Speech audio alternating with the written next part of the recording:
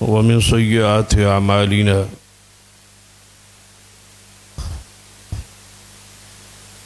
من يهد الله فلا مضل له ومن يضلل فلا هادي له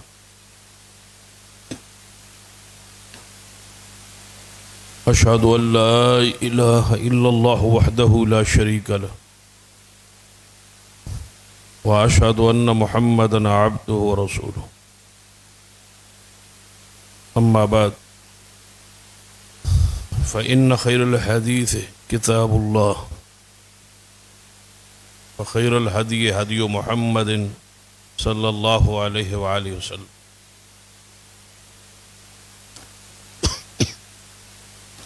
وشر الأمور محدثاتها وكل محدثة بدعة وكل بدعة ضلالة أما بعد فأعوذ بالله السميع العليم من الشيطان الرجيم من همزه ونفخه ونفثه بسم الله الرحمن الرحيم وقال الرسول يا رب إن قوم اتخذوا هذا القرآن مهجورا رب اشرح لي صدري ويسر لي أمري واحلل عقدة من لساني يفقهوا قولي رب زدني علما سبحان ربك رب العزة عما يصفون وسلام على المرسلين والحمد لله رب العالمين.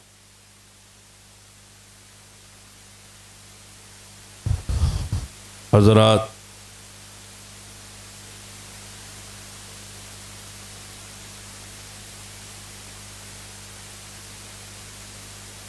قیامت قائم ہوئے گی،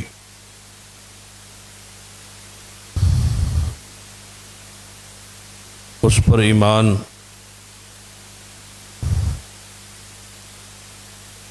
واجب ہے، وبالآخرۃ ہم یوقنون. مومن وہ ہے جس کا آخرت پر ایمان ہو.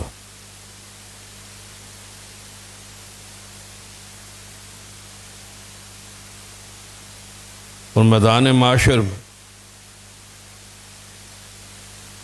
جو کوئی انسان کے ساتھ ہوگا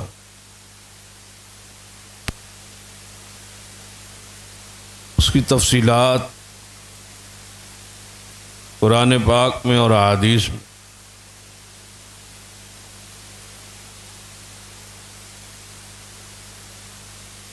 بہت ساری جگہوں پہ موجود ہے.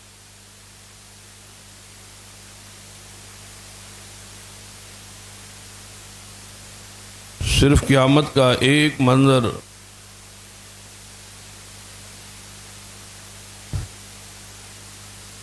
ایک مقدمہ اس کا ذکر آج مقصود ہے.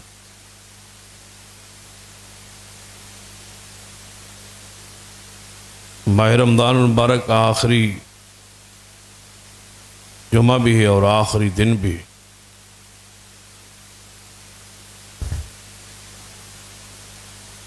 اگر ان ساعت میں، ان گھڑیوں میں صرف یہی ایک بات آپ سمجھ لیں اور اس مقدمے کی حساسیت پہ غور کر لیں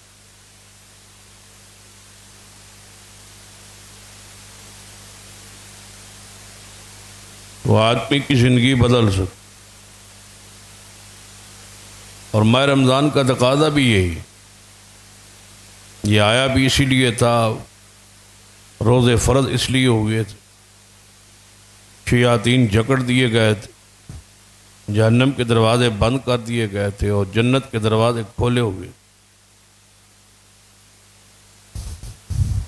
ہر بندے کے دل میں نیکی کی محبت فطرتاً پیدا کرتی، جس کے اندر ذرہ برابر بھی ایمان تھا اس کا جی چاہتا تھا کہ نماز پڑھے، قرآن سنے۔ یہ سارا سلسلہ ماہ رمضان میں جاری رہا۔ اب اسلام کا تقاضا ہے اس میں دوام ہو، ہمیشگی ہو۔ جس طرح ماہ رمضان کے روزے آپ نے رکھے، اسی طرح آگے نوافل جنہیں نفلی روزے کہا جاتا وہ آ رہے ہیں، جو کہ پرسوں سے یعنی عید الفطر سے اگلے دن شروع ہو گئے۔ یہ 6 روزے ہیں جنہیں شوال کے روزے کہا جاتا۔ نبی علیہ السلام نے فرمایا جو ماہ رمضان کے بعد یہ 6 روزے رکھ لے، اللہ تعالیٰ اس کو پورے سال کے روزوں کا ثواب دے۔ کوشش کریں، ہمت کریں، یہ 6 روزے شوال کے رکھے جائیں۔ پھر ہر سوموار اور جمعرات کا روزہ ہے اور 11 مہینے جاری رہے۔ پھر ہر مہینے کی 13ویں، 14ویں اور 15ویں چاند کی پورے 11 مہینے یہ 3 روزے رہتے۔ نفلی روزوں کا موقع شریعت دیتی رہتی۔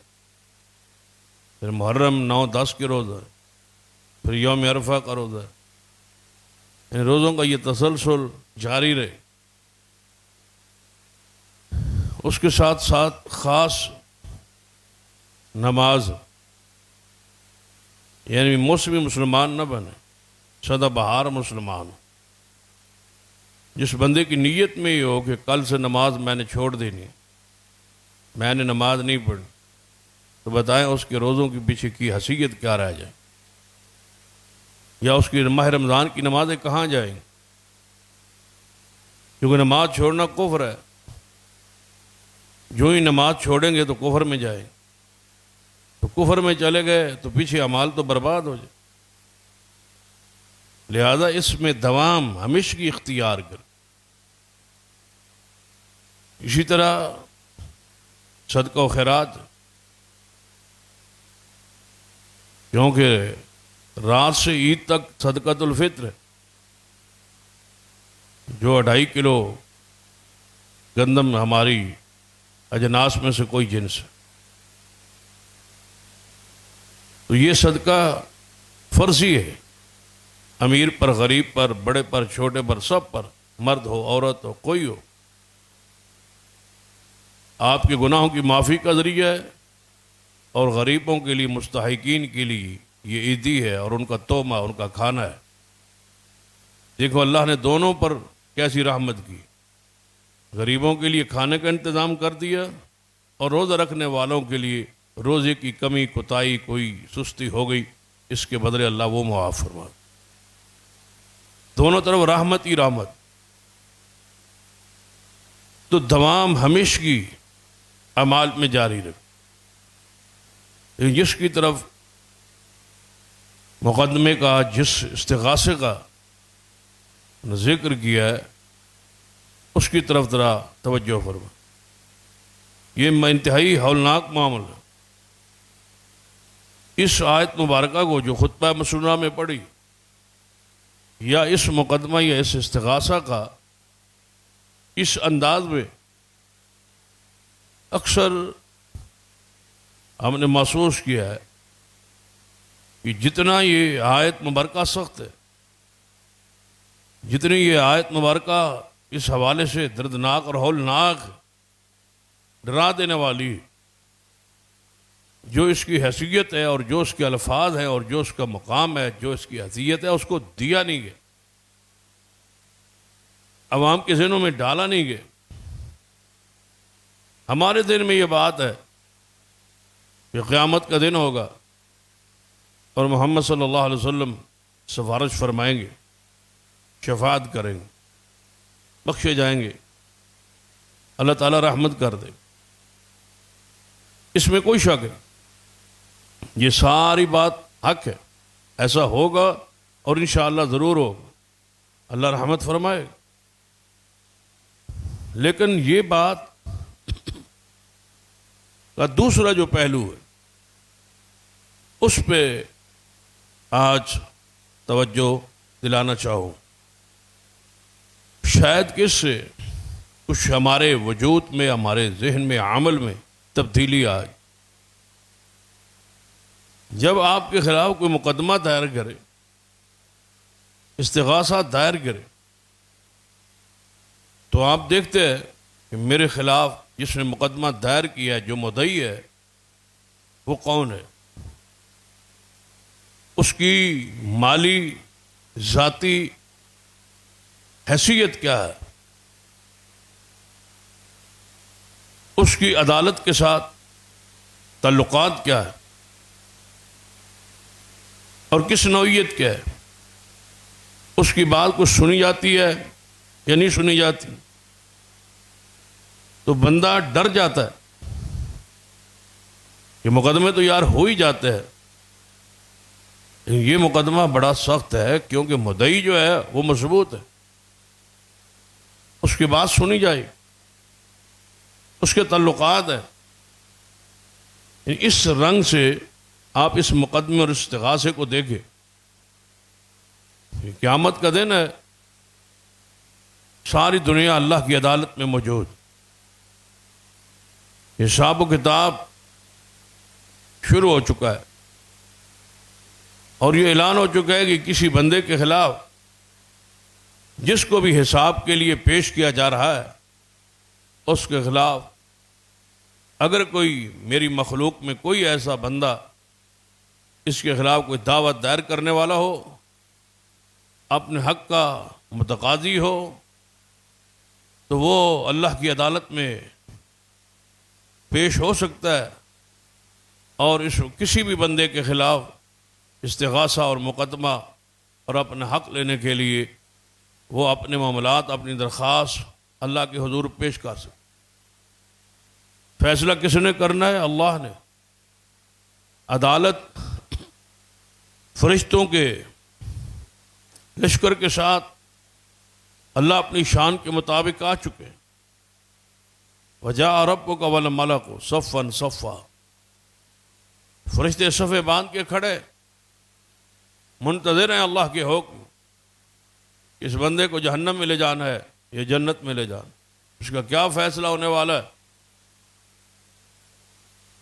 تو ذرا ان عدالتوں سے، ان معاملات سے جو ہماری دنیا میں، ان سے ذرا مبرہ ہو، بالا ہو کے ذرا سوچے کہ یہ اللہ کی عدالت، جو عالم الغیب ہے، علیم بذات الصدور ہے، رحمان اور رحیم بھی ہے، لیکن قہار اور جبار بھی، اور انتقام پر،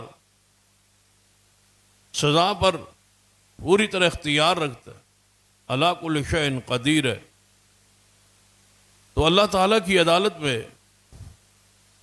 جب دنیا کو پیش کیا جائے تو استغاثہ کے لیے اللہ کے سامنے ایک مقدمہ لائیں گے، کون؟ جناب محمد صلی اللہ علیہ وسلم، رسول اللہ خود تشریف لائے۔ اب ذرا یہاں رک کے سوچے کہ اللہ کی عدالت میں بندہ پیش ہے، حساب کتاب شروع ہونے والا ہے ہر بندے کا، تو جس بندے کو پیش کیا گیا اس کے خلاف اللہ کی عدالت میں اس کی ماں پیش ہو، اس بچے نے، اس بیٹے نے مجھ سے یہ ظلم کیا اور زیادتی۔ عدالت اللہ کی ہے، بندے کی پیشی ہے، اور ماں آپ کے خلاف کھڑی ہے، اللہ کی عدالت۔ کسی کے خلاف باپ کھڑا ہے، کسی کے خلاف بھائی کھڑا ہے، پڑوسی کھڑے، اولاد کھڑی ہے، بیوی کھڑی ہے، یعنی یہ تو نہیں ہوگا نا یہ میرا بیٹا ہے، چلو اس نے دنیا میں جو کچھ کر لیا ہے یہاں اس کے خلاف پیش نہ ہوں، ایسا نہیں ہو، پیش ہونا ہی ہونا ہے، اور آپ کے خلاف لوگوں نے آنا ہی آنا، کیونکہ ہر بندے کو اپنی چاہت ہے، اپنی خواہش ہے کہ میں بخشا جاؤں، اور جس طریقے سے بھی کوئی نیکی ملتی ہے وہ مجھے مل جائے، کہیں سے کوئی حصہ ملتا ہے، ہر بندہ تھوڑا ہو، ہر بندہ اس طلب پہ ہے کہ کوئی اجر، کوئی ثواب، کوئی نیکی مجھے مل جائے، وہ باپ سے ملے اور اس کے بدلے باپ جہنم میں جائے، اس کو کوئی فکر نہیں۔ یوم یفر المرء من اخیہ و امہ و ابیہ و صاحبتہ و بنیہ، اللہ فرماتا ہے کہ قیامت والے دن ہر بندہ، یوم یفر المرء من اخیہ، اپنے بھائی سے، اپنے باپ سے، اپنی ماں سے، اپنی بیوی سے، اپنی اولاد سے، بچوں سے دور بھاگتا ہوگا۔ یہ تو کوئی محبت کی وہ سارے رشتے ختم ہو جائیں گے، ٹوٹ جائیں گے۔ ہر بندہ اس چاہت میں ہے کہ مجھے کہیں سے کوئی چیز نصیب ہو جائے، مجھے مل جائے، اس کے بدلے کوئی پکڑا جاتا ہے، بندے کو کوئی مسئلہ نہیں کہ اگر میں یہ کہوں گا تو میرا باپ پکڑا جائے گا، میری ماں پکڑی جائے گی، میرا بھائی پکڑا جائے گا، میرا بیٹا، میری بیٹی، میری اولاد، نہیں، اس کی فکر نہیں ہے۔ فکر یہ ہے کہ رب نفسی، میری جان بچ، کسی طریقے جان خلاصی ہو، اور پھر اللہ کی عدالت ہے، وہاں کوئی چیز چھپی ہوئی بھی نہیں، بندہ انکار بھی نہیں کر سکتا کہ یہ کام میں نے نہیں کیا۔ یہاں تو حلف ہو جاتا ہے، یہاں تو بندہ اسٹامپ دیتا ہے، حلف دے دیتا ہے، حلف بن جاتا ہے، جھوٹا ہو سچا ہو، بندہ کہتا ہے کہ نہیں یہ کام تو میں نے کیا ہی نہیں۔ یہاں تو ہر ایک بندے کو مطمئن کیا جا سکتا، بلکہ ایک حدیث ہے صحیح البخاری میں، آپ حیران ہو کہ نبی علیہ الصلوۃ والسلام نے فرمایا کہ میری عدالت میں 2 بندے مقدمہ لے کے آئے، اس کی عدالت میں محمد صلی اللہ علیہ وسلم، میری عدالت میں 2 بندے آئے مقدمہ لے، ایک اپنا مقدمہ اچھے انداز میں پیش کرے، دلائل پیش کرے، اس کو گفتگو کا طریقہ اور سلیقہ ہو وہ پیش کرے، اب مجھے وہ مطمئن کر لے، اور دوسرا جو ہے وہ اپنا مقدمہ پیش ہی نہیں کر سکتا، وہ اچھی طرح بات سمجھا ہی نہیں سکتا، وہ کہہ ہی نہیں سکتا، ہے سچا لیکن بات کرنے میں اس کو دقت ہے، مشکل ہے، سلیقہ طریقہ اس کو نہیں۔ اور کئی مرتبہ ایسا ہوتا کہ 2 بندوں کا لین دین ہوتا ہے، جھگڑا ہوتا ہے، جس نے لینے ہوتے ہیں مجلس میں بیٹھ جائے تو وہ دے کے آتا ہے، کیوں؟ تو اس کو بات کا سلیقہ نہیں، اپنی بات، اپنا مدعا جو ہے وہ ثالث کو، وہ منصف کو، وہ امام کو، عادل کو، جو بادشاہ ہے اس کو سمجھا ہی نہیں سکتا، قاضی کو سمجھا ہی نہیں پاتا۔ تو نبی علیہ الصلوۃ والسلام نے کیا فرمایا؟ فرمایا 2 بندے میرے پاس آئے، مقدمہ لے کے آئے، ایک ان میں سے جس کا حق نہیں ہے وہ اپنا مقدمہ اچھی انداز میں پیش کرے اور مجھے مطمئن کر لے، حالانکہ حضور پر تو وہی آ سکتا، لیکن نبی علیہ الصلوۃ والسلام نے یہ قانون بنانا تھا، یہ ضابطہ بنانا تھا، بندوں کو ڈرانا تھا، سمجھانا تھا۔ فرمایا پھر میں اس کے دلائل سے مطمئن ہو جاؤں، جس کا حق نہیں ہے میرا فیصلہ اس کے حق میں ہو جائے۔ اب وہ بڑا خوش ہے کہ حق میرا نہیں تھا، لیکن مجھے کس نے حق دیا؟ محمد مصطفیٰ صلی اللہ علیہ وسلم۔ حق میرا نہیں تھا، یہ زمین میری نہیں تھی، یہ جگہ میری نہیں تھی، یہ پلاٹ میرا نہیں تھا، یہ پیسے میرے نہیں تھے، یہ سونا میرا نہیں تھا، یہ مال میرا نہیں تھا، لیکن میں نے مقدمہ کیا، اچھے انداز میں مقدمہ لڑا، مطمئن کیا، تو میرے حق میں فیصلہ آ گیا۔ اور کس نے کیا؟ محمد مصطفیٰ صلی اللہ علیہ وسلم۔ تو آپ نے فرمایا میرے فیصلے کی وجہ سے وہ یہ مت سمجھے کہ یہ مال میرا ہے، مال اسی کا ہے جس کا ہے، وہ مجھ سے زمین کا ٹکڑا نہیں لے کے جا رہا، مجھ سے جہنم کی آگ کا ٹکڑا لے کے جا رہا۔ نبی علیہ السلام نے خود وضاحت فرما۔ اب تو بات ہی ختم ہو کہ اللہ تعالیٰ کی عدالت میں تو ایسا نہیں ہے، یہاں تو مطمئن نہیں کیا جا سکتا، وہاں تو بندہ غلط بیانی نہیں کر سکتا، وہاں چرب زبانی نہیں چلتی، وہاں اپنی تیزی، وہ ترجمانی، ساری چیزیں بھول جائے، اللہ کے سامنے کھڑا ہوگا اور درمیان میں کوئی ترجمان بھی نہیں ہوگا۔ ڈائریکٹ اللہ تعالیٰ خود حساب لے رہے. اب بندے کو پتا ہے کہ یہاں پھڑکنے اور یہاں کوئی مکرنے اور جھوٹ بولنے کی گنجائش ہی کوئی. دوسرا راستہ ہوتا، ایک تو یہ ہے راستہ. دوسرا راستہ بندہ کہتا ہے چلو کوئی کیس معاف کروانے کی کوئی ہرجانہ ہو جائے، کوئی جرمانہ ہو جائے. بھائی اس نے قانون توڑا ہے، اس پر اس کو جرمانہ، کوئی ہرجانہ. فرمایا نہیں، کوئی ایسا بھی نہیں ہو، یہ اللہ کی عدالت ہے. بس چلو کوئی سفارش چل جائے، یہاں تو سفارش چل جاتی، لیکن اللہ کے سامنے اس کی اجازت کے بغیر سفارش بھی نہیں ہے. اب بندہ کھڑا ہے، ماں اس کے خلاف ہے، باپ اس کے خلاف ہے، بھائی اس کے خلاف ہے، رشتہ دار اس کے خلاف ہے، اہل محلہ اس کے خلاف ہے. وہ اللہ کی عدالت میں کھڑا ہے، اس کا حساب جاری. اب ذرا اندازہ کریں، اس کے ساتھ ایک اور حدیث جوڑتے ہیں تاکہ بات سمجھ آئے. سرور کائنات محمد رسول اللہ صلی اللہ علیہ وسلم نے ارشاد فرمایا، یہ بھی حدیث فی البخاری. آپ نے صحابہ سے پوچھا، میرے صحابہ آپ جانتے ہیں کہ مفلس بندہ کون ہے؟ غریب، فقیر، کنگال بندہ کون ہے؟ بڑا سادہ سا سوال ہے. صحابہ اکرام نے سنا، یہ سادگی کے ساتھ سوال تھا، اس سادگی سے جواب دے دی. یا رسول اللہ صلی اللہ علیہ وسلم، وہی کنگال ہے، وہی مفلس ہے، وہی غریب ہے جس کے پاس مال نہیں ہے. یہ تو بالکل عام سا سوال. ہم سمجھتے ہیں کہ جس کے پاس مال نہیں ہے وہ مفلس ہے، وہ غریب ہے. آپ نے فرمایا نہیں، میری امت کا وہ مفلس نہیں. میری امت کا مفلس ترین شخص وہ ہے جس کے پاس نیکیوں کے انبار اور ڈھیر لگے ہو. یہ مفلس ترین آدمی ہے، اعمال کی کثرت. یقین جانی، اعمال کرنا آسان ہے، اعمال کی حفاظت مشکل. روزے ہم نے رکھ لیے، نمازیں ہم نے پڑھ لی، صدقہ و خیرات کر لیا، قرآن پڑھ لیا، سنا لیا، لیکن اس کی پوری زندگی حفاظت، یہ آپ کی پونجی ہے، یہ آپ کا ذخیرہ ہے، یہ جمع شدہ مال ہے، اس کی آپ نے حفاظت بھی کر. ایسا نہ ہو کہ اعمال کرنے کے بعد، تھک جانے کے بعد، عاملۃ ناصبہ تصلی نارا حامیہ، فیصلہ جہنم کا ہو. اعمال کی کثرت ہے، ضائع کر بیٹھ. مثلا آپ نے کسی بندے کو صدقہ دیا، خیرات دی، مسجد میں دیا، مدرسے میں دیا، ذاتی طور پر کسی کو تعاون کی. اب آپ نے کسی موقع پر اس اپنے صدقے اور خیرات کو جتلا دی.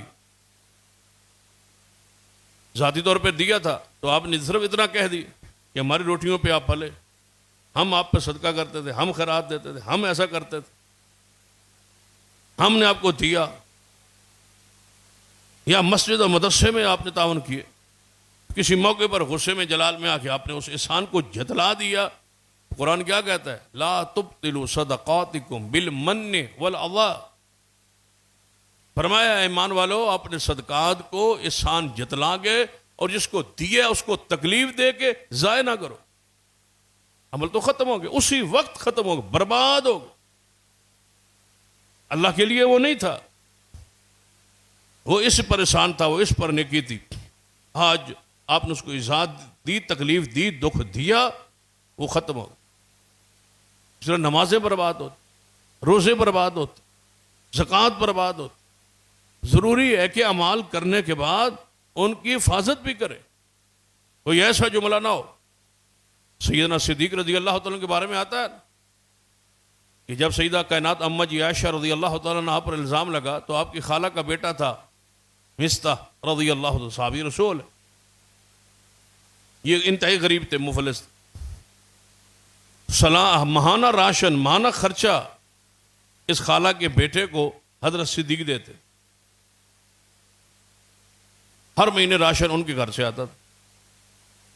تو جب الزام لگا سیدہ عائشہ پر تو جو الزام لگانے والے لوگ تھے ان کی باتوں میں حضرت مصطح بھی آ گئے. سیدنا مصطح نے بھی کچھ ایسی باتیں کہہ دی، ان پر بعد میں حد قذف لگی. یعنی کسی پر الزام لگانے میں بندہ شریک ہو جائے، سزا 80 کوڑا ہے. ان پر یہ سزا لگی حضرت مصطح.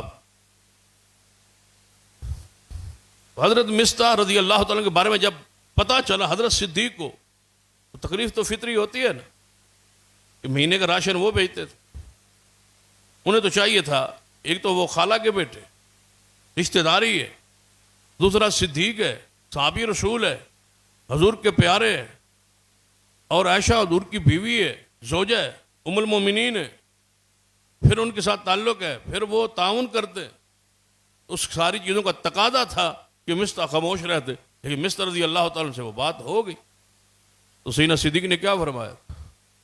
اللہ کی قسم آج کے بعد میں مصطح سے ذرا تعاون نہیں کروں،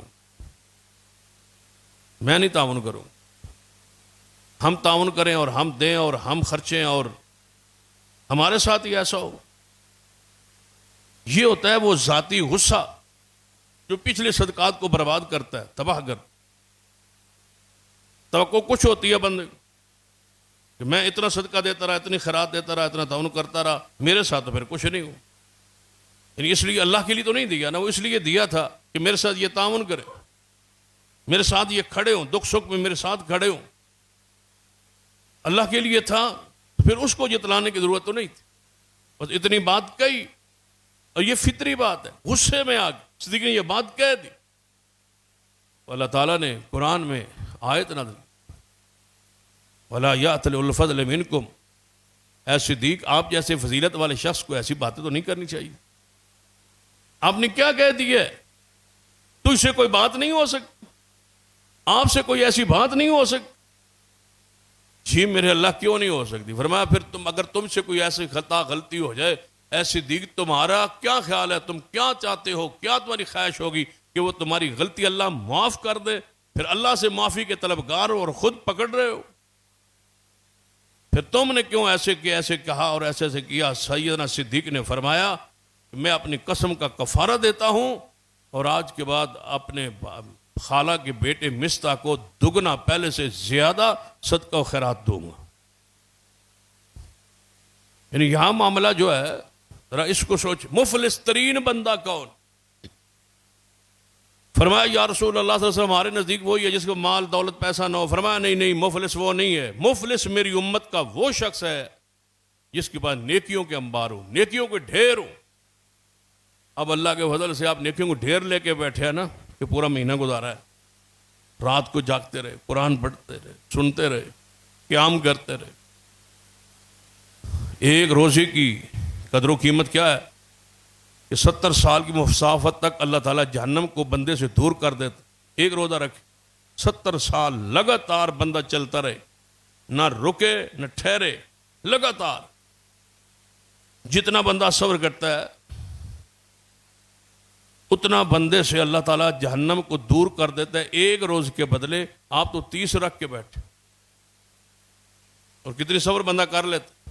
آج ہی اخبار پہ تھا کہ پاکستان سے ایک بندہ بیت اللہ کی زیارت کے لیے پیدل گیا ہے، اور 6 مہینوں کے بعد وہ پہنچ، 6 مہینوں کے بعد وہ یہاں سے بیت اللہ پہنچ گیا پیدل۔ یہ مسافت بتانے کے لیے آپ کو کہا ہے، مسافت صرف بتانے کے لیے کہا ہے، باقی اس کے جانے کی کوئی شرعی حیثیت۔ یہ جان بوجھ کے دکھ اٹھانا اور جان بوجھ کے سفر پیدل کرنا، یہ دنیا کے لیے ہے، جنت کے لیے نہیں، آخرت کے لیے نہیں ہے۔ اللہ تعالیٰ ان تکلفات سے پاک ہے۔ حدیث ہے نا، ضمناً بات آ گئی کہ نبی علیہ السلام نے دیکھا ایک بندہ پیدل چل رہا ہے، ساتھ سواری بھی ہے اس کے بعد، جا کدھر رہے ہیں؟ بیت اللہ، عمرہ کی طرف، سواری پاس ہے اور وہ پیدل چل رہا ہے۔ نبی علیہ السلام نے فرمایا اس کو کہو یہ کیا کر رہا ہے، سواری اس کے پاس ہے اور جا پیدل رہا ہے۔ بتایا گا یا رسول اللہ صلی اللہ علیہ وسلم، اس نے نظر مانی ہے کہ میں پیدل جا کے عمرہ کروں گا، یہاں سے مدینہ سے پیدل جاؤں گا مکہ تاکہ ثواب زیادہ ملے۔ نبی علیہ السلام نے فرمایا اللہ تعالیٰ کو اس تکلف کی کوئی ضرورت نہیں ہے، نیکی نہیں ملے گی، سواری ہے سواری پہ سوار ہو جو۔ یہ جان بوجھ کے تکلف میں ڈالنا، جان بوجھ کے سواری ہے بندہ کہ میں پیدل چلنا، جان بوجھ بغیر کسی وجہ کے، تو اس طرح ثواب زیادہ ملے گا نہیں، وہاں ملے گا جہاں حضور نے فرمایا پیدل چل کے آؤ، جہاں حضور نے فرمایا۔ تو بعد رسول کہ امال کی کثرت ہے، لیکن مفلس ترین آدمی وہ ہے جس کے بعد اعمال صالحہ کی ڈھیر ہو، کثرت ہو، لیکن حضور نے فرمایا قیامت کا دن ہو، اعمال کی کثرت ڈھیر ہو، لوگ حق لینے والے آ جائیں اور وہ اس بندے کے خلاف پیش ہو جائیں کہ اس نے یہ کیا، اس نے یہ کیا، اور اس کے اعمال کو تقسیم کرنا شروع کر دیا جائے، حتیٰ کہ جب حساب ختم ہوتے اس کے بعد ایک نیکی بھی نہ رہے، ایک دوسروں کے گناہوں کا بوجھ اٹھا کے جہنم میں چلا جائے۔ یہ مفلس ترین شخص ہے۔ اب میں جس مقدمے اور جس استغاثہ کی طرف آپ کی توجہ دلانا چاہتا تھا اس پر آئے۔ یہ اس بندہ مفلس ہے جس کے بعد اعمال کی کثرت ہے اور پیش اللہ کی عدالت میں ہے۔ اس کے خلاف کون آ گئے؟ ماں باپ، رشتہ دار، بھائی، پڑوسی، جن جن پر ظلم زیادتی کی، جس جس کے حق کھائے، وہ سارے نکل آئے۔ زمین تو نہیں نہ چھپائے گی، زمین تو پھٹ جائے گی، زمین بولے گی۔ آج تمہیں چپ نظر آتی ہے، اس نے تو بولنا ہے۔ اذا زلزلت الارض زلزالها واخرجت الارض اثقالها وقال الانسان ما لها يومئذ تحدث اخبارها۔ بندہ کہے گا اس زمین کو کیا ہو گیا ہے، یہ تو اخبار ہی بن گئی ہے، یہ تو خبریں لا رہی ہے۔ بعض بندوں کو عادت ہوتی ہے نا ناشتہ اخبار سے کرتے ہیں، سویرے سویرے ملک کی خبریں پتہ چل، قیامت کا دن کیسا منظر ہوگا۔ لوگ یہ عام طور پر یہ لطیفہ بھی چلتا ہے نا، قیامت والے دن پھر اخبار چھپے گی تو پھر خبر کیا ہوگی، مذاق کرتے ہیں لوگ۔ پھر آگے لطیفہ ہوتا ہے وہ نہیں، وہ قیامت والے دن چھٹی ہوگی اخبار کی، کیونکہ ہر عام دن چھٹی ہوتی ہے، تو قیامت والے دن سے عام کون ہے، چھٹی ہوگی؟ چھٹی نہیں ہوگی، اخبار پڑھائے گا اللہ آپ۔ لیکن آپ دنیا کی خبریں، لوگوں کی خبریں پڑھتے ہیں، بس اتنا فرق ہوا اس دن سارا اخبار تمہاری خبروں سے بھرا ہوگا، اپنی خبریں، پوری 70 سالہ زندگی کا ریکارڈ۔ تو پھر پڑھ کے پتہ کہ لا یغادر صغیرہ ولا کبیرہ، یہ کیسی اخبار ہے جس نے نہ چھوٹی بات چھوڑی ہے نہ بڑی بات چھوڑی، سب کچھ آپ کے سامنے۔ ذرا توجہ کریں اس مقدمے اور استغاثہ کی طرف کہ قیامت کا دن ہے، اللہ کی عدالت میں آپ کھڑے ہیں، جس جس کے خلاف یہ دنیا پیش ہو رہی ہے وہ مفلس ترین ہے، لیکن کچھ لوگ بدنصیب ایسے ہوں، کچھ لوگ ایسے ہوں گے اللہ کی عدالت میں جن کے خلاف ماں تے آئے نہ آئے، باپ آئے یا نہ آئے، کوئی نہ آئے، ان کے خلاف محمد مصطفیٰ خود تشریف لائیں۔ یہ وہ اس مقدمے کا ذکر کر رہا ہو، اس استغاثے کا ذکر کر رہا ہو۔ ہمیں پڑھایا سمجھایا صرف یہ گیا ہے کہ حضور نے شفاعت ہی کرنی ہے، بخشے جائیں۔ لیکن یاد رکھیے حضور نے شفاعت کرنی ہے اور وہ حق ہے، لیکن حضور نے شکایت بھی کرنی ہے، استغاثہ بھی کرنا ہے، مقدمہ دائر کروانا ہے، خود پیش ہو، تشریف لانا ہے اللہ کی عدالت میں، آپ کے خلاف حضور نے بولنا ہے۔ اس کا ذکر قرآن میں۔ شفاعت تو ہوگی نا اجازت کے ساتھ، اللہ اجازت دے گا، اس کے حق میں آپ شفاعت کر سکتے ہیں، آپ کریں، وہ تو اللہ اجازت دے گا تو حضور بولیں گے۔ لیکن یہ اعلان عام ہوگا کہ جس کے خلاف جس ہستی، جس شخصیت، جس بندے کو کوئی اعتراض ہے وہ اللہ کی عدالت میں آ کے پیش کرے، اعلان عام ہوگا اور بندہ دیکھ رہا ہوگا کہ میں اللہ کی عدالت میں کھڑا ہوں، میرے خلاف اس پوری دنیا سے کون آتا ہے، بتاؤ اس کی حالت کیا ہوگی جب محمد مصطفیٰ آگے تشریف لائے، اس خلاف میں آتا ہوں، حضور تشریف لا رہے، جس کے مقدمے کے مدعی محمد مصطفیٰ ہوں صلی اللہ علیہ وسلم، پھر اندازہ کرے کون جیتے گا وہاں، جیت کس کی ہوگی؟ آپ محمد مصطفیٰ کے خلاف وہاں بول سکتے ہیں؟ آپ کی کوئی حیثیت ہے؟ حضور تشریف لائیں گے اور بولیں گے اور فرمائیں گے قرآن کے الفاظ میں، وقال الرسول، فرمائیں گے اللہ کے رسول صلی اللہ علیہ وسلم، وقال الرسول یا رب، فرمائیں گے اللہ کے رسول اے میرے رب، ان قوم اتخذوا ھذا القرآن مہجورا، اے اللہ میں آج محمد شکایت کرنے آیا ہوں، اس میری امت، اس گروہ، ان بندوں نے میرے قرآن کو چھوڑ دیا، ان سے ذرا پوچھ قرآن سے یہ دور کیوں تھے، قرآن کیوں چھوڑا تھا؟ بس یہ جواب دینا پڑے گا، حضور آپ کے خلاف کھڑے ہوں گے، شکایت درج ہوگی، مقدمہ دائر ہوگا، استغاثہ دائر ہوگا کہ ان لوگوں نے قرآن کو چھوڑا۔ اب آپ کہیں گے ہم نے تو قرآن کو نہیں چھوڑا، ہم تو بچ گئے، ہم تو اس مقدمے میں نہیں ہیں، ہمارے خلاف یہ استغاثہ نہیں ہے، ہمارے خلاف رسول اللہ صلی اللہ علیہ وسلم تشریف نہیں لائے، ہم تو قرآن پڑھا ہے۔ امام ابن قیم رحمہ اللہ اور دیگر محدثین نے 5 طریقوں سے ہجران کو بیان کیا، مہجورہ، ہجر، ہجران، کہ قرآن پاک کے 5 ہجران ہیں، 5 طریقے ہیں جن سے قرآن کو چھوڑا جاتا ہے، اور اگر یہ 5 ہجران پورے نہ ہوئے تو محمد مصطفیٰ آپ کے خلاف ہو۔ اگر یہ 5 ہجران آپ کے عمل میں ہو گئے تو حضور آپ کے خلاف۔ اگر 5 ہی ہجران سے آپ محفوظ ہیں تو اللہ کا شکر ہے، حضور شفاعت کریں۔ اگر یہ 5 ہجران آپ میں موجود ہے تو پھر حضور آپ کے خلاف ہے، پھر مدعی رسول اللہ ہے۔ پہلا حجر، اس قرآن کو قرآن ہی نہ ماننا، یہ پہلا حجر۔ اس قرآن کے بارے میں یہ کہنا کہ ہو سکتا ہے یہ اللہ کی کتاب نہ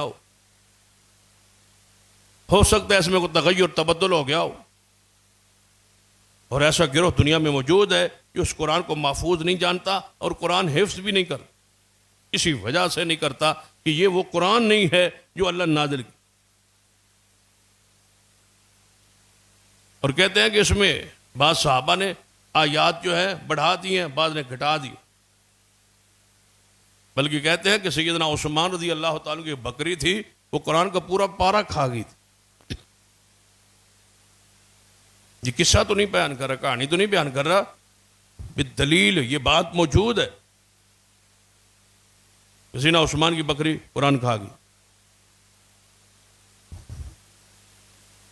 بھائی پتوں پہ لکھا ہوا تھا، بکری آئی اور وہ کھا گئی،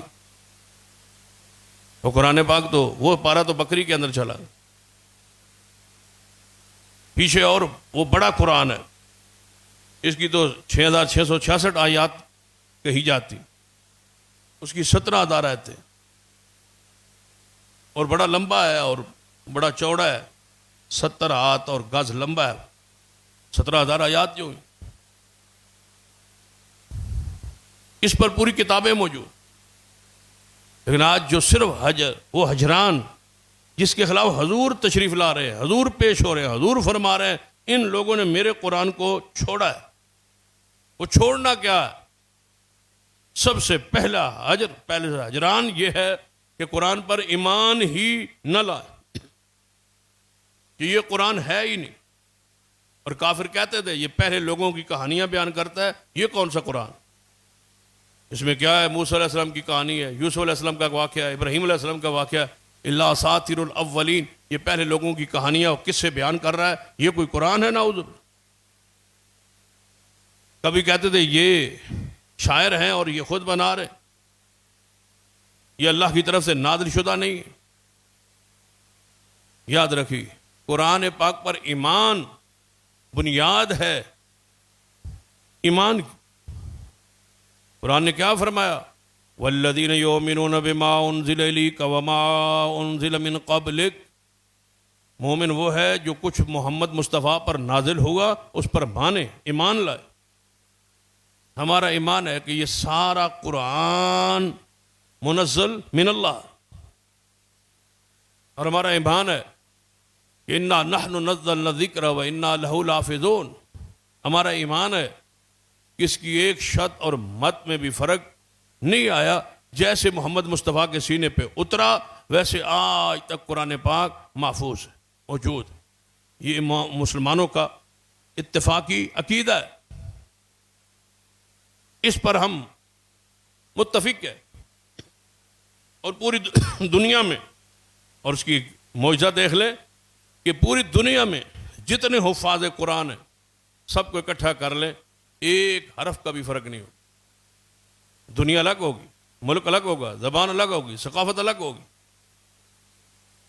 لیکن قرآن کی عبارت میں، قرآن کے متن میں، لفظ میں، زبر زیر پیش میں فرق نہیں ہوگا، چاہے دنیا کے جس کونے میں کوئی مسلمان رہتا ہے، اسی قرآن کا حافظ، چھوٹا سا بچہ ہوتا، بڑا ہوتا، یہی قرآن ہے اور یہی محفوظ، اور اس کا محافظ اللہ ہے۔ ہمارا اس پر ایمان ہے، اللہ کی رحمت سے ہم اس پہلے ہجران سے محفوظ ہیں، ہمارا ایمان ہے کہ یہ اللہ کا قرآن۔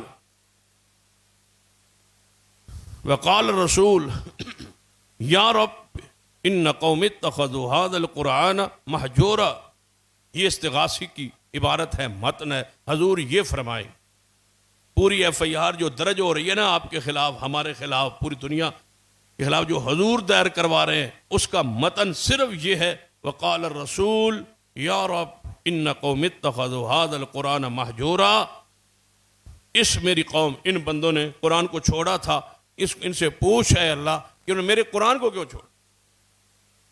بس وہ ہجران کیا ہے؟ دوسرا ہجر کہ قرآن پاک کا ادب، احترام اور اکرام نہ کر۔ ایک تو ہے ایمان، ہم نے یہ کر لیا، اس وقت ہم میں سے کوئی بندہ ایسا یہاں نہیں بیٹھا جو اس پر ایمان نہ رکھتا ہو۔ ایمان ہے، اب دوسرے سٹیپ، دوسرا درجہ، دوسرا ہجران کہ قرآن پر ایمان کے ساتھ ساتھ اس کا ادب اور احترام ہو۔ احترام یہ ہے کہ اس کو اونچی جگہ پہ رکھا جائے، بلند جگہ پہ رکھا جائے، پاکیزہ جگہ پہ رکھا جائے، ادب احترام اکرام سے اس کو اٹھایا جائے۔ آپ دیکھتے ہیں نا کہ جب بچہ سویرے مسجد کی طرف یا شام کو مسجد کی طرف پڑھنے آتا ہے تو پارا اس کے پاس ہوتا ہے یا قرآن پاک اس کے پاس ہوتا ہے، تو وہ کہاں لگاتا ہے؟ سینے کے، اور جب سکول جاتا ہے پھر کتابیں دیکھتے ہیں کہاں ہوتی ہے؟ سویرے کالج کا بستہ کہاں ہوتا ہے؟ سکول کا بستہ کہاں ہوتا ہے؟ وہ پیٹھ کے پیچھے ہوتا ہے، اور قرآن کہاں ہوتا ہے؟ سینے کے ساتھ۔ یہی فرق ہے آخرت کا اور دنیا کا، یہی فرق ہے قرآن کا اور دوسری کتابوں۔ وہ پیٹھ پر لدی ہوئی ہے اور یہ سینے پر سجا ہوا ہے قرآن۔ ایک حدیث ہے سیدنا امیر معاویہ رضی اللہ تعالی، نبی علیہ الصلوۃ والسلام نے فرمایا ان کو کہ کسی صحابی کو کچھ چیز لکھوانی تھی، آپ نے لکھی، آپ فرمایا لکھو، وہی کو لکھتے تھے حضرت امیر معاویہ رضی اللہ، انہوں نے لکھا تو نبی علیہ الصلوۃ والسلام نے فرمایا کیا لکھا ہے؟ فرمایا یا رسول اللہ جو آپ نے فرمایا بس میں نے وہی لکھا ہے۔ جب ان کو دیا تو صحابہ نے اس حدیث رسول کو جس نے معاویہ رضی اللہ عنہ اپنے ہاتھ سے لکھا تھا اس کاغذ کو چوم لی، اس پر حضور کی حدیث لکھی ہوئی۔ قرآن کا ورق آپ کو ملے یا قرآن پاک کھولیں، اس کو چومنا بھی قرآن کے آداب میں سے ایک ادب ہے۔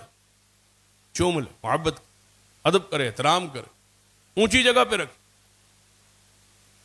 بعض لوگوں کی عادت ہوتی کہ وہ قرآن پاک کو پڑھتے پڑھتے ایسے ہی رکھ دیتے،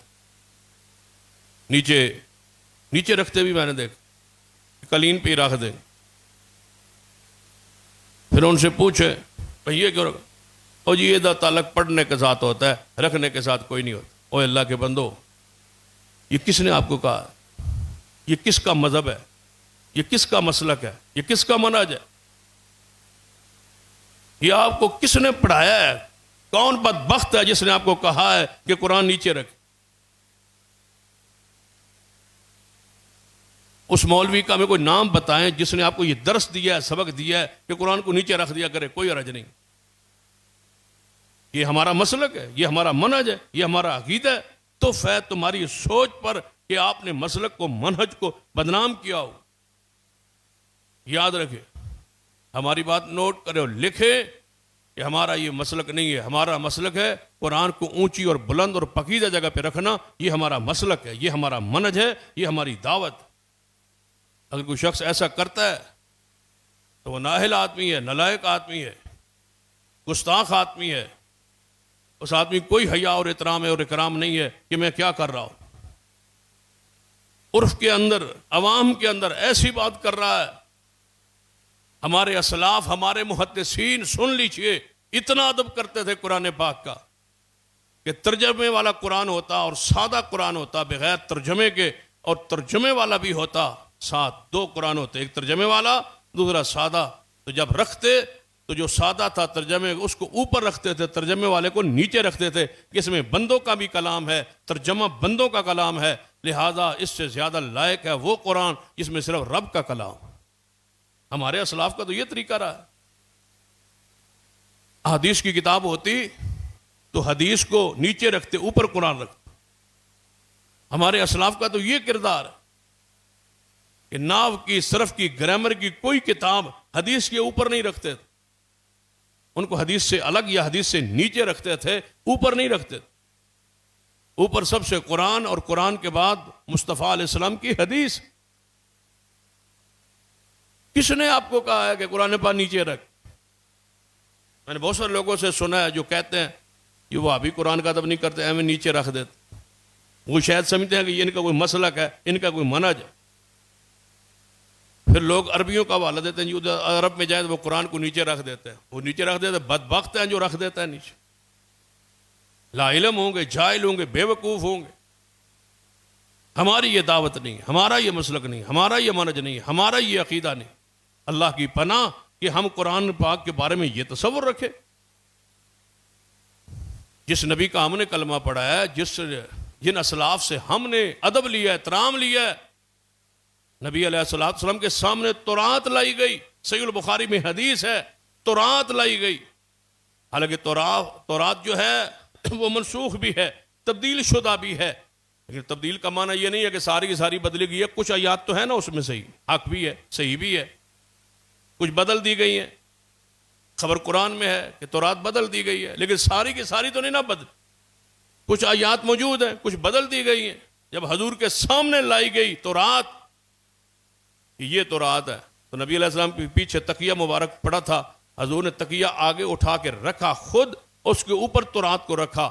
صحابہ دیکھ رہے تھے کہ حضور تورات کو بھی اونچی جگہ پہ رکھ دیں. جس نبی کا ہم نے کلمہ پڑھا ہے وہ تو تورات کا احترام کرتے ہیں. قرآن کہیں زیادہ لائق ہے کہ قرآن کا احترام. چومے قرآن، قرآن سے محبت کر.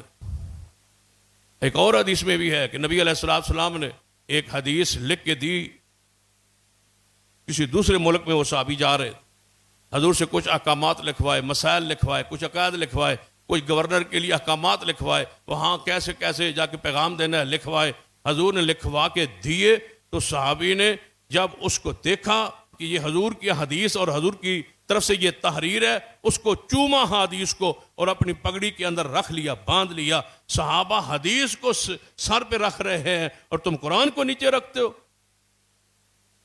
ہمارا مسلک اور منہج عقیدہ نہیں ہے، معذرت کے ساتھ. حضور علیہ السلام تو عرف کا بھی خیال رکھا ہے، کم از کم عرف کا ہی خیال رکھ. بعض لوگ ہمارے ہوتے ہیں وہ جان بوجھ کے قرآن پاک کو پیٹ کرتے قرآن پاک جان بوجھ کے. اس میں کوئی حرج نہیں ہے. قرآن پاک نے پیٹ کی تھی، او جی عمل والی پیٹ نہیں کرنی چاہیے. میں مانتا ہوں ان آیات کا یہی معنی ہے جو کہا جاتا ہے، کیا جاتا ہے کہ پیٹ عمل کی ہوتی. لیکن یہ آپ کو کس نے کہا کہ جان بوجھ کے آپ پیٹ کریں بھائی؟ کوئی حرج کہ آپ عرف کا نہیں خیال رکھتے. قرآن پاک کا قرآن کیا کہتا ہے کہ اس کو پیٹ کے پیچھے کافر پھینک دیتے تھے. قرآن پاک یعنی پیٹ کے پیچھے کتاب اللہ کو پھینکنا یہ ان کا کام تھا. کہتے ہیں اس کا معنی عمل ہے. میں سمجھتا ہوں اس کا معنی عمل ہے.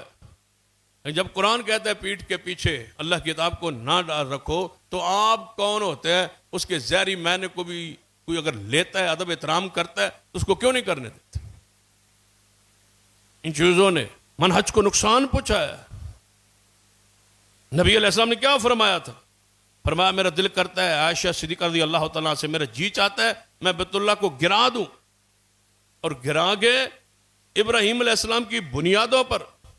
آج جو جائے نا وہ حتیم جو بیت اللہ کے ساتھ جگہ ہے جس کا طواف ہوتا ہے لیکن اس پر چھت نہیں ہے، اس کو حتیم کہتے ہیں. اس کے اندر لوگ جا کے نفل پڑھتے، یہ بیت اللہ کا حصہ ہے، اس کا طواف ہوتا ہے۔ حضور چاہتے تھے کہ یہ بھی عمارت کے اندر آ جائے، لیکن حضور نے فرمایا میں عرف کا خیال رکھتا ہوں، نئے نئے لوگ مسلمان ہیں، یہ کہیں گے کہ کیسا نبی ہے جس نے آتے ہی بیت اللہ کو گرا دیا ہے۔ میں اس بنیادوں پہ نہیں بناتا، میں چپ رہتا ہوں، خاموش رہتا ہوں، صرف لوگوں کے ماحول کی خراب نہ ہو جائے۔ حضور عرف کا خیال رکھ، اور آپ ہر ایسا کام کرتے ہیں جس سے مسلک کو، منہج کو، عقیدے کو نقصان پہنچے، اور جان بوجھ کر شرارت کے طور پر۔ یہ حجر ہے قرآن پاک کا، یہ حجران ہے قرآن پاک، کہ قرآن پاک کو ادب نہ کرنا، احترام نہ کرنا، اکرام نہ کرنا۔ تیسرا انداز قرآن پاک پر، ایک تو ہے کہ ایمان لائے ہیں، اللہ کی رحمت سے، اس کی توفیق سے ہم قرآن کا ادب بھی کرتے ہیں، اونچی جگہ پہ رکھتے ہیں، اس کی عزت کرتے ہیں، اس کا احترام کرتے ہیں، اکرام کرتے ہیں، مٹی سے، گرد سے، غبار سے اس کو بچاتے ہیں، غلاف اس پر چڑھاتے ہیں، اس کا ادب، احترام، اکرام ہمارے دل میں اور ایمان میں ہے۔ تیسرا حجران یہ ہے کہ قرآن پر عمل نہ کرنا، یہ ہے حجران جس کے خلاف حضور شکایت کرے۔ عمل نہیں کیا، قرآن پڑھ رہا ہے، عمل نہیں کر رہا، کر رکھا ہوا ہے، عمل نہیں کر رہا۔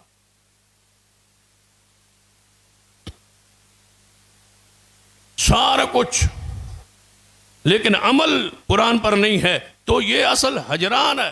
قرآن نے کیا کہا؟ والعصر ان الانسان لفی خسر الا الذین آمنوا وعملوا الصالحات۔ نقصان سے، خسران سے، گھاٹے سے وہی بچے ہیں جو ایمان لائیں اور ساتھ عمل کریں۔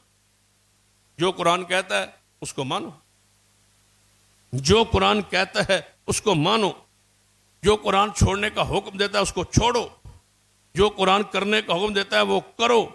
اگر یہ نہیں ہے تو ماننا اور صرف ادب قیامت والے دن بچا نہیں سکے گا۔ محمد مصطفیٰ شکایت کرے، اور اس مقدمے کو، استغاثے کو اسی ذہن میں رکھیں کہ بچت کا کوئی راہ نہیں ہے، کوئی راستہ ہی نہیں ہے جس کے خلاف محمد مصطفیٰ تشریف لے آئے اور یہ کہیں کہ انہوں نے قرآن کو چھوڑ دیا تھا۔ جس نے قرآن کو پڑھا، ایمان بھی لایا، عمل بھی کیا، ادب احترام بھی کیا، اس پر ضروری ہے کہ قرآن پاک پڑھے بھی صحیح اور تلاوت۔ یہ بھی حجران ہے کہ پورا سال گزر جائے اور قرآن پڑھے ہی۔ ماہ رمضان جس بندے نے پورا قرآن نہیں پڑھا، وہ بندہ اپنے عمل پہ غور کرے کہ وہ حجران کا شکار ہے۔ پورا رمضان گزر گیا، سارا قرآن نہیں پڑھ سکا۔ نبی علیہ السلام کے پاس تو رمضان کی راتوں میں جبریل آ کے محمد مصطفیٰ کو قرآن سناتے تھے اور محمد مصطفیٰ کا قرآن سنتے تھے۔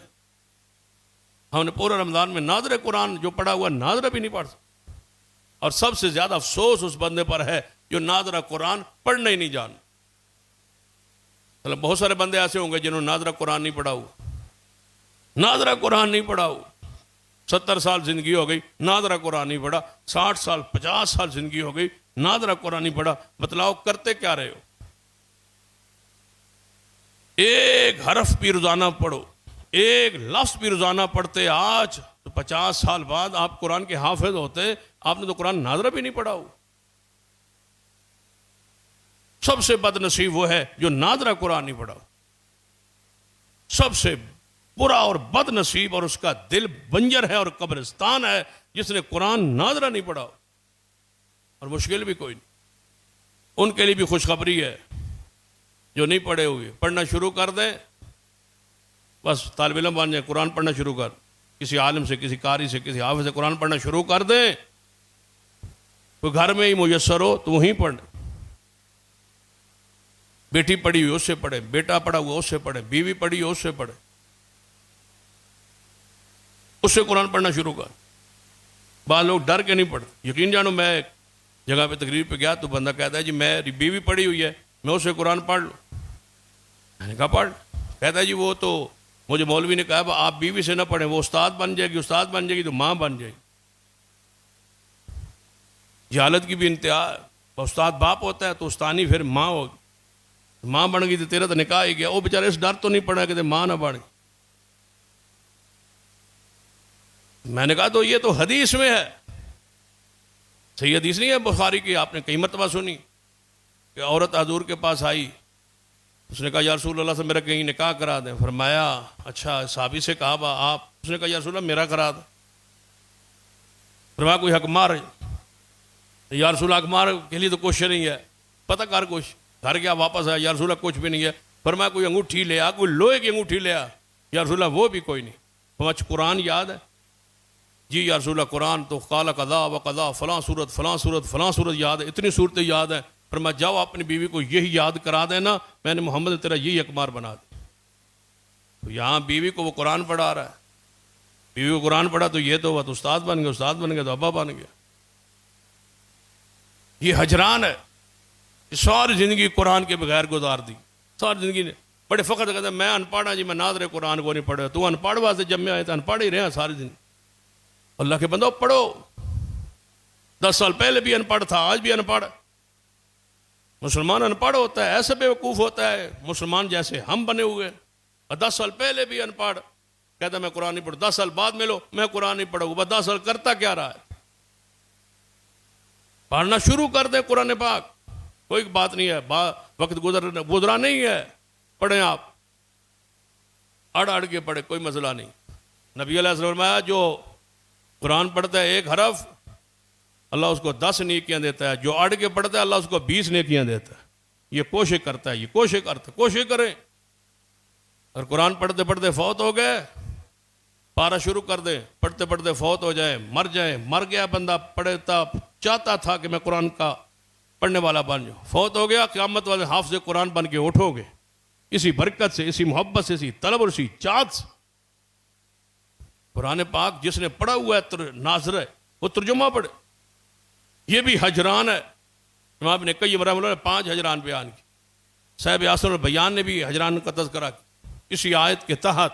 یہ بھی ہجران میں ہے کہ قرآن ناظرے بھی پڑھا ہوا ہے, ایمان بھی ہے, ادب بھی ہے, عمل بھی ہے, لیکن قرآن پاک پہ غور نہیں کرتا, تدبر نہیں کرتا, ترجمہ نہیں پڑھتا, سمجھتا نہیں کہ قرآن کہتا کیا ہے.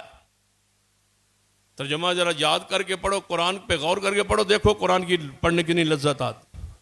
اور آخری ہجران جو محدثین نے بیان کی ہے وہ یہ ہے کہ قرآن کی آیت کے مقابلے میں کسی اور کتاب کو ترجیح دینا, یہ قرآن کا ہجران ہے. قرآن یہ کہہ رہا ہے, مولوی یہ کہہ رہا ہے. قرآن اس طرف بلا رہا ہے, مولوی اور فقہ اور فرقہ اور مسلک اور عقیدہ ادھر بلا رہا ہے. بندہ کہتا ہے قرآن تو ہے لیکن میرا مولوی تو گاٹ, قرآن تو ہے لیکن میرا بزرگ, میرا امام, میرا پیر, میرا بزرگ یہ کہہ رہا. یہ قرآن کا ہجران ہے. اس نے اعلانیہ قرآن کو چھوڑا ہے. ایک واقعہ عرض کرتا ہوں, اسی پہ بات ختم کر. سیدنا عمر رضی اللہ عنہ کا زمانہ خلافت, آپ کے زمانہ خلافت میں لوگ اللہ کی راہ میں جہاد کر رہے. جہاد کے کمانڈر نے ایک بندے کو بلایا اور بھیجا اور فرمایا جاؤ, کافی دن بیت گئے, امیر المومنین کو کوئی خبر نہیں گئی کہ حالات کیسے ہیں, جا کے پیغام دے آؤ, جا کے حالات بتلاؤ. اتنے صحابہ ساتھی شہید ہو گئے, اتنے موجود ہیں, اور فلاں فلاں کے فتح ہوئے اور بڑی فتوحات ہوئیں, بڑا مال غنیمت نصیب ہوا, بڑے علاقے, بڑے ملک, کئی قلعے فتح ہو. وہ بندہ وہاں سے چلا مدینہ پہنچا. امیر المومنین انتظار میں تھے کوئی بندہ آئے, فوج بھیجی تھی, کیسا ہوا, کیا ہوا, فتوحات ہوئی یا نہیں. آئے, جب واپس آئے وہ بندہ قاصد پہنچا, امیر المومنین سے ملا, ساری باتیں سنائی. امیر المومنین رات کو بیٹھے, فرمایا اس قاصد کو دوبارہ بلایا گیا. فرمایا یار تم فتوحات کے بارے میں تو بڑا بتلایا ہے, لیکن ایک لمبا سفر تھا, کافی عرصے بعد تم آئے ہو. اس جہاد میں کوئی اہم ترین, ہر واقعے میں کوئی نہ کوئی سفر میں واقعہ ہوتا ہے, کوئی اہم واقعہ ہو تو مجھے سناؤ, کوئی اہم بات, سفر کی اہم بات. کہنے لگا ایک بات ہے جو بڑی اہم ہے. فرمایا وہ بتا دیں.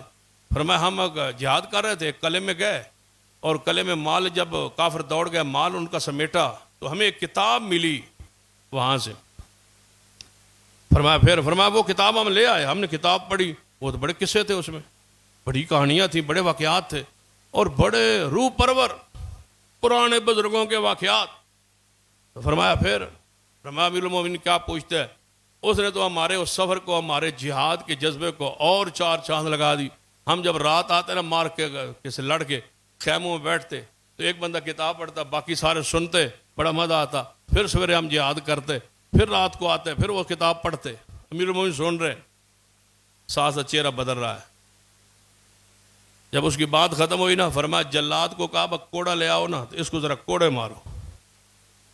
اس نے کہا میں اتنا لمبا سفر کر کے آیا ہوں، جہاد کے پورے خبریں لے کے آیا ہوں، اور آپ اتنے غصے میں جلال میں آ گئے، میں نے قصور کیا کیا؟ فرمایا تم بھی کتاب سنتے رہے ہو نا، وہ پڑھتے رہے ہو نا جو ادھر سے ملی تھی.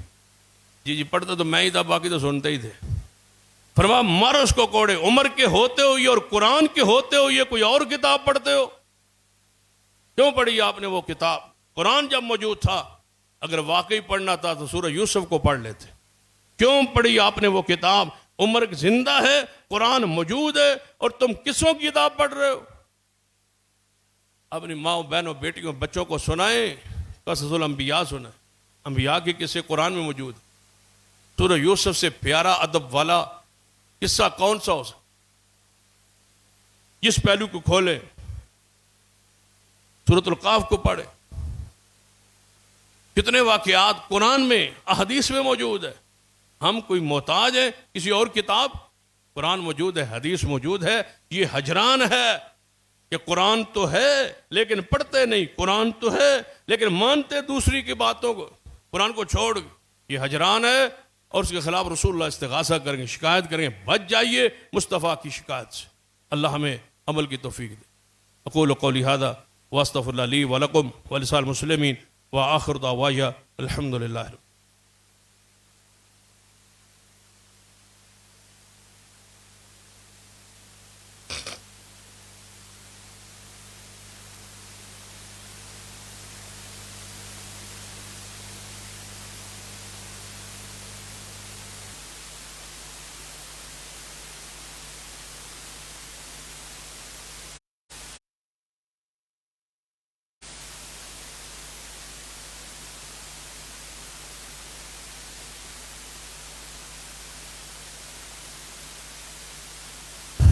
شیخ صاحب کہہ رہے ہیں ان کا بیٹا بیمار ہے، آپریٹ ہے، اس دعا کریں اللہ تعالیٰ خیر وفیت فرمائے اور شفاء کاملہ عاجلہ عطا فرمائے. دوسری گزارش، اللہ کا فضل ہوا کہ آج جمعہ آخری دن ہمیں ماہ رمضان کا نصیب ہوا. آپ نے تو جمعہ الوداع سمجھ کے پچھلا پڑھ لیا تھا. اللہ تعالیٰ کی رحمت دیکھیں، اللہ تعالیٰ نے آج پھر آپ کو بلا لیا ہے. اللہ تعالیٰ ہمارے ماہ رمضان کے روزے صدقات خیرات ذکر و اذکار قبول فرمائے. جامعہ کے حوالے سے گزارش ہے کہ ہماری تعمیر کا سلسلہ اس طرف، جامعہ کے اس طرف اوپر کچن میں بن رہا ہے اور بچوں کے کھانے کے لیے ہال بن رہا ہے. ایک کچن بن رہا ہے تاکہ اس طرح کچن منتقل ہو سکے، اور بڑا کچن بن رہا ہے، اور ایک پورا ہال جو ہے وہ بچوں کے لیے کھانے کا ہال، ڈائننگ ہال، اس میں کرسیاں اور بچوں کے لیے کھانے کی سٹنگ جو ہے وہ تیار ہو رہی. تو اس میں آپ کا تعاون آج کے لیے خاص ہوگا. تو آپ سے گزارش ہے اس کے لیے تقریباً 8000 اینٹ جو ہے وہ ٹائل چھت کے لیے وہ چاہیے، اور 300 سیمنٹ گٹو چاہیے. تو یہ سارا کام انشاءاللہ مکمل ہو جائے. تو وہ اپنے ذمہ ساتھی لے لیں تو انشاءاللہ یہ کام مکمل ہو جائے گا. بچے ادھر شفٹ ہو جائیں گے، ان کے لیے کھانا پکے گا، ڈائننگ میں بچے کھائیں گے. تو انشاءاللہ یہ آپ کے لیے ہمیشہ کے لیے صدقہ جاریہ بن جائے. 300 گٹو ہیں یہ سیمنٹ کے، آپ نے پورے کرنے ہیں انشاءاللہ. دوسری گزارش کہ صدقۃ الفطر واجب ہے، فرض ہے، ضروری ہے. 2.5 کلو اس کی گندم ہے، اس کی قیمت 300 رکھی گئی. سنت یہ ہے کہ جنس دی جائے، گندم ہی دی جائے. لیکن اگر گندم خرید کے دیتا ہے پھر اس کے لیے علماء امت نے یہ گنجائش نکالی ہے وہ قیمت ادا کر. ہمارا طریقہ کار یہ ہے کہ ہم جو لوگ آپ قیمت دیتے ہیں، پیسے دیتے ہیں، اس کا راشن خرید کے ہم پھر ان لوگوں کے مستحقین کے گھروں میں بھیج دیں۔ کوشش ہماری یہ ہوتی ہے کہ صدقۃ الفطر محلے کے احباب جماعت جو مستحقین ہیں، جو محلے کے لوگ مستحقین ہیں، ان کو زیادہ سے زیادہ ان تک پہنچایا جائے۔ تو یہ صدقۃ الفطر آپ ادا کریں، یہ 300 کے ایک بندے کا ہے، اس کے حساب سے یہ ادا کریں۔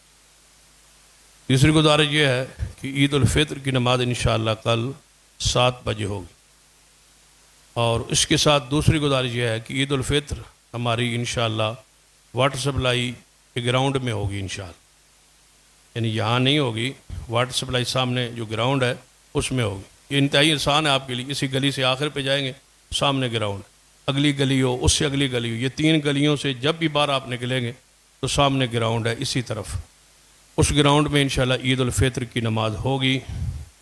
اور یہ نبی علیہ السلام کی سنت ہے کہ باہر پوری جگہ پہ عید کی نماز پڑھنا، چونکہ ہمارے لیے میسر نہ تھی جگہ، تو یہ دوستوں نے، ساتھیوں نے کوشش کی ہے، میسر آئی ہے۔ اللہ تعالیٰ سب دوستوں کی، جس دوست نے خاص کر کوشش کی ہے، اللہ تعالیٰ ان کی جہود میں برکت فرمائے اور اللہ تعالیٰ ان پر رحمت نازل فرمائے، ان کے لیے یہ صدقہ جاریہ انشاءاللہ بن جائے گا۔ تو کل ہم انشاءاللہ عید الفطر کی نماز پورے 7 بجے واٹر سپلائی گراؤنڈ میں پڑھیں گے انشاءاللہ۔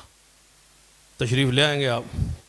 ہاں، تھوڑی سی تکلیف تو ہوگی، بہرحال جو ادھر تو نکلنا ہے اور ادھر سفر برابر ہے آپ کا، تو صرف سفر دور میرے لیے ہے، یعنی کہ میں گھر سے نیچے اترنا تھا، مجھے اب جانا پڑے گا، آپ تو ویسے ہی نکلنا ہے نا گھروں سے، تو آپ نے ادھر آنا ہے تو ادھر چلیں گے، سنت بھی زندہ ہو جائے گی، اللہ تعالیٰ نے ہمیں موقع دیا ہے، اس پہ عمل کریں گے۔ تو سارے احباب بڑھ چڑھ کے محبت سے، دیگر مساجد سے بھی قریب ہے، بیت الرحمان سے بھی جگہ قریب ہے، واٹر سپلائی والی مسجد جو عربانی اس سے بھی قریب ہے، محمدیہ کالونی سے ادھر جو سڑک ہے جو ادھر سے پول سے شروع ہوتی ہے، وہ سیدھا بالکل اس کے شروع میں جہاں واٹر سپلائی شروع ہوتی ہے اس کی عمارت، وہاں پر ہی انتظام انصرام ہوگا، تو ادھر سے آنے والوں کے لیے بھی آسانی ہے، ادھر سے آنے والوں کے لیے بھی آسانی ہے۔ تو اس سنت کو ذرا ذوق سے زندہ کریں کہ ہم انشاءاللہ کل 7 بجے سے پہلے وہاں پہنچیں، تاخیر نہیں ہوگی۔ آپ کا علم میں ہے کہ ہم نے عید کی نماز کم از کم پورے جو وقت دیا اس پر ہی کھڑی کرتے ہیں، تو آپ 7 بجے سے پہلے وہاں پہنچ جائیں تاکہ عید کی نماز میں آپ باضابطہ شمولیت کر سکیں اور اللہ تعالیٰ سے جو ہے وہ مزدوری جو ہے وہ آپ لے سکیں۔ تو میں نے یہ گزارش کی تھی 300 گٹو وہ پورے نہیں ہوئے، وہ پورے کریں، تو اس کے بعد پھر خطبہ شروع کرتے ہیں۔ یہ 300 جو گٹو ہے تاکہ یہ کام پورا مکمل ہو جائے، یہ پورا کریں گے تو اپنے ذمہ لیں گے، تو پھر انشاءاللہ آپ کو اجازت ہوگی گھروں کو جانے کی۔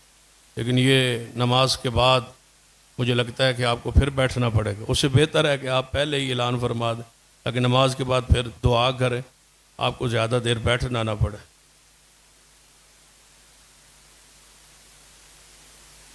دوسری گزارش جو شیخ صاحب نے بات یاد کروائی ہے، میں تو سمجھا کہ نے 300 گٹو میرے ذمہ ہی نے، لیکن انہوں نے کوئی اور گل کہی، انہوں نے فرمایا ہے کہ وہ بات اعلان میں رہ گئی، عورتوں کے لیے پردے کا انتظام واٹر سپلائی میں ہوگا انشاءاللہ، معقول انتظام ہوگا، مستورات کے لیے جو ہے وہ انٹری کا راستہ اور وہاں صفوں کا انتظام اور پردے کا انتظام انشاءاللہ معقول ہوگا۔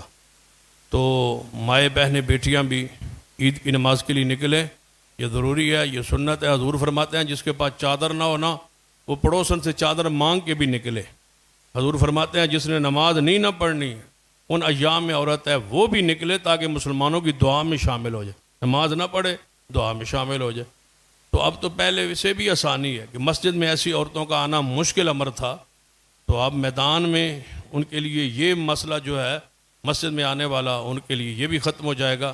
یہ الگ ایک خاص شان ہے عید کی کہ عورت جو ہے وہ مسجد میں تو پھر ان ایام میں نہیں آ سکتی، تو عیدگاہ میں ہو تو پھر عورتوں کا جانا اور وہاں الگ رہنا، نماز اور دعا میں شامل ہونا یہ ممکن ہوتا ہے۔ تو مائیں بہنیں بیٹیوں کے لیے پردے کا انتظام ہوگا، بھرپور شرکت فرمائیں، کھلا انتظام ہوگا انشاءاللہ۔ ان الحمدللہ نحمدہ ونستعینہ ونستغفرہ